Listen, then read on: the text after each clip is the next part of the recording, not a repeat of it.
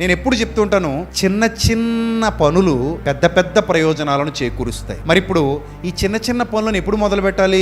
చాలా కాలం కిందటే మొదలు పెట్టాలి. నీకు ఇప్పుడు నీ సొంత మామిడి చెట్టు పండు కోసుకుని తినాలని ఉంది నీకు. మరి నీ సొంత మామిడి చెట్టుకున్న పండు కోసుకు తినాలని నీకు ఇప్పుడు అనిపిస్తుందంటే 20 ఏళ్ల క్రిందటే నువ్వు మామిడి టెంక నాటేసి ఉండాలి. సరే, అయిపోయింది, ఏదో అయిపోయింది, ఆ మంచి సమయం పోయింది. మరి ఇప్పుడు రెండో మంచి సమయం నీ కళ్ళ ముందు ఉంది. ఆ రెండో మంచి సమయం ఏంటో తెలుసా? ఇప్పుడే నువ్వు మామిడి టెంక నాటాలి. ఇప్పుడే నువ్వు మామిడి టెంక నాటితే 20 ఏళ్ల తర్వాత నువ్వు ఆ మామిడి పండు తినగలుగుతావు. అంటే 20 ఏళ్ల తర్వాత తినే మామిడి పండుకి పునాది ఎప్పుడు వేయబడుతోంది?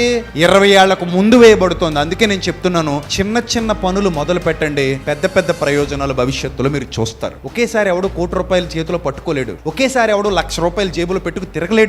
అది ₹1 మొదలవుతుంది. ఎంత పెద్ద ప్రయాణమైనా ఒక అడుగుతో మొదలవుతుంది. అదే ఎంత పెద్ద సాధనైనా, ఎంత పెద్ద ప్రయోజనమైనా నీ ప్రాక్టీస్ ఒక్క రోజు నువ్వు తలపెట్టిన మంచి పనితో మొదలవుతుంది.